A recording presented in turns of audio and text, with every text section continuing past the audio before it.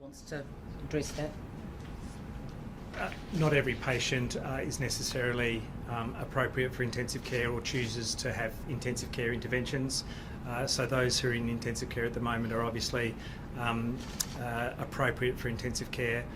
But yes, if there's a rapid deterioration, then sometimes the choice is made on the ward to manage those individuals. Do we know if the men were healthy before they contracted the virus? I think the issue is that the vulnerability is being over 70 years of age. Anyone who's got another pre-existing condition is at another level of risk. But I certainly don't want to give the impression that if you're over 70 with no medical conditions at all, that you're not at risk of dying or of needing intensive care, because that's certainly the case. The older that you get, especially over 60, 65 years of age, the greater the risk of severe illness. Do we know if the men had pre-existing conditions? These men did, yes, but as I say, you can be over 70 with no pre-existing conditions and still be absolutely at risk. The press release we've just received says there are 3 people in intensive care. Does that remain the case, or does the person who just died, were they? No, my understanding is that there are 3 in intensive care as of today. What's your take on the increased number of cases being 54? It's slightly down on the last few days. Does that suggest we're getting a handle on it, or is it just... I think I said yesterday, it's not a time for complacency about numbers. If there's stabilisation, I would absolutely welcome it. It might be a reflection of decreased returnees from international travel, but we know that there are a number of other international travellers who won't have been detected, who haven't necessarily complied absolutely with isolation or quarantine. And so we have to be mindful of the fact that there might be a flattening this week, and next week we can see a significant increase in numbers.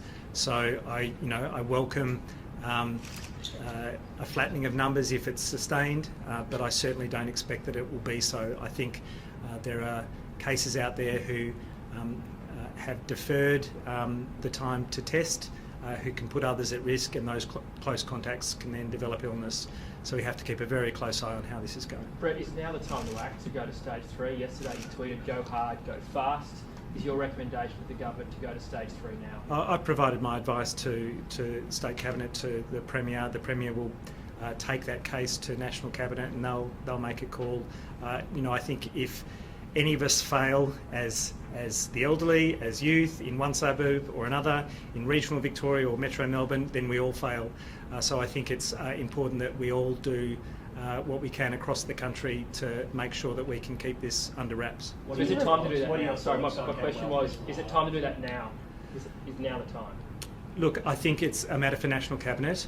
There are lots of opinions, there are various inputs, and there's new data that's coming through every day. So it's not just my opinion. I've provided it, as I say, with frank and fearless advice, but there are a whole lot of inputs that need to be considered, and National Cabinet will do so. Grant? Do you feel that Victorians are obeying it well enough to your satisfaction? Not to my satisfaction. I think a lot of Victorians are doing the right thing, but as I say, if there's a group of people or a cohort in an age group or in an area of Victoria who are not following the very strict recommendations we're saying about staying at home, otherwise lives will be lost, if they fail and it escapes in an area or in an age group, then we all fail. So we need absolutely everyone to be on board here. Presumably you're getting sick of telling people that.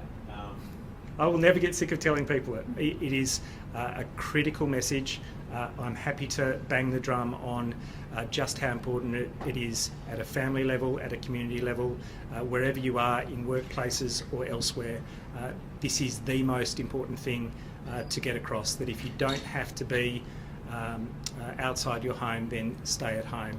And the positive here is that we can make a difference, that we can actually not go down the pathway that many countries in Europe and the US are heading down, a catastrophic pathway.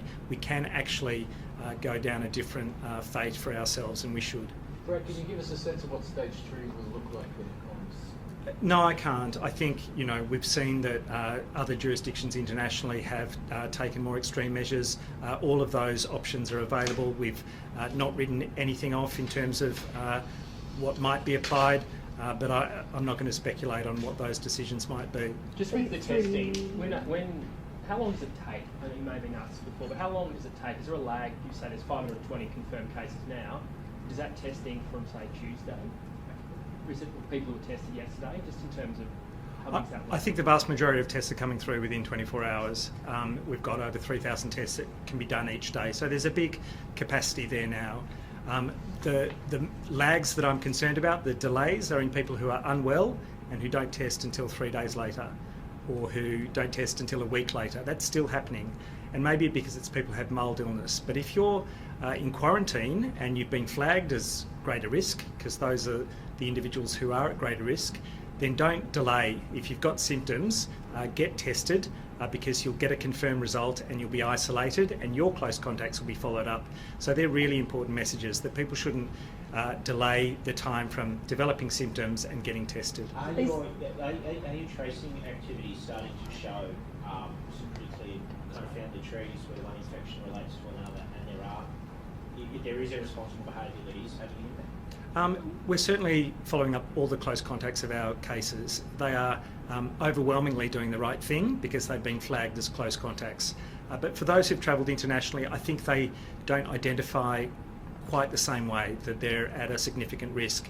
But 50% of people in the US who are being tested now are turning up positive.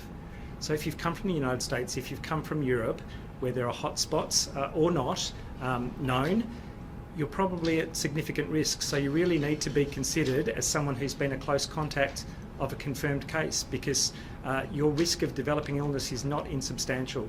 And so being out and about is absolutely the wrong thing to do. So I want that to be clear for everyone. But for those who are told to be in quarantine, that's a red flag. That is a stay away, because you could develop illness and you could transmit to others if you're not at home. But These 3 amongst those deaths, clusters, which are you hospitals finding were they in, and were any in regional areas? Sorry, which? These 3 deaths, which hospitals were they in? I'm Were not- any in regional areas? I'm not naming the hospitals, but they were in Metro Melbourne. With these clusters, are you finding that when one person's infecting, are you finding that are you finding a dozen people hooked up to one person, or is it one person here and there? No, it's one person here and there, and there's a chain sometimes when people haven't isolated immediately. But we've also seen clusters that have occurred in those settings that we're now really shutting down. So the weddings and the restaurants have caused clusters of cases, and also dozens of people exposed who now need to be in quarantine. So they're important lessons about everyone being at home and keeping that distance from others. With the people who've recovered, Brett, are they now regarded as immune? They are people who've recovered. We don't know how long immunity might last. We've got a pretty good reason to believe that they'll be immune for some weeks to months, and therefore won't be reinfected. But we haven't seen this play out over a longer period of time, and we don't know how long that immunity might last. But we're pretty confident that people who've been infected and recovered won't be infected again. They'll go into a pool of people who are immune and actually help to protect others. Are you happy with the private labs? Do you think they could be stepping up and doing more testing? I think they're all rushing now. Have they been a bit delayed then? If they're rushing? They have been delayed. There wasn't an MBS item that really encouraged them to get on board. There's some complexities about the quality assurance of the testing, but they've really stepped up. They're doing everything that they can to be on board now, and that's increased our capacity in the last week or two. So I can only congratulate them for how hard they've worked in doing that. Is your position How on many labs are processing the tests? I don't have the full list of privates. Yes, so we A second clinical trial underway, this time from the Murdoch Institute, an alternative to the other one from the first one. Are these trials realistically an option to be ready to protect the health workforce in time? I think they are. I think they wouldn't be pursued unless there was some prospect of these drugs potentially being protective, maybe not wholly protective, but as I say, every additional shield, every additional defence, especially for those on the front line, our healthcare workers, can and should be explored. And I think some of them have shown early promise, and if they are already registered in Australia, if they've got a good safety profile, and if they're shown to be worthwhile, then if these trials can show that difference relatively quickly, and I think some of them can, then it's something that could be scaled up quite broadly. It's happened in other settings with other drugs and new viruses.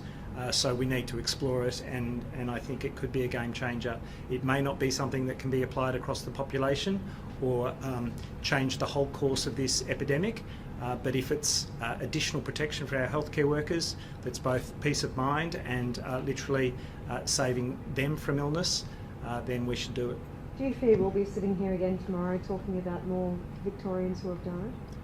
I think there's every possibility. I think we've talked about it in the most serious terms for a good reason. Victoria had been lucky not to have had deaths up to this point in time. These 3 tragic deaths are now a genuine illustration of what coronavirus does.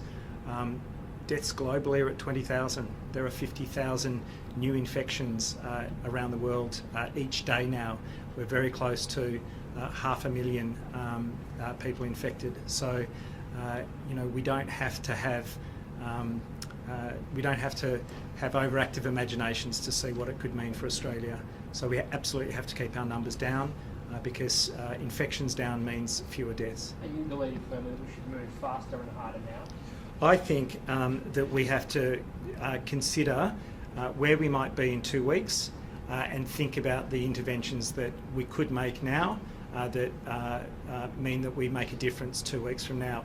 I don't want us to be at a point where we're making decisions about additional measures when it's already escaped us. So now's the time, in the coming days, not wait for other states.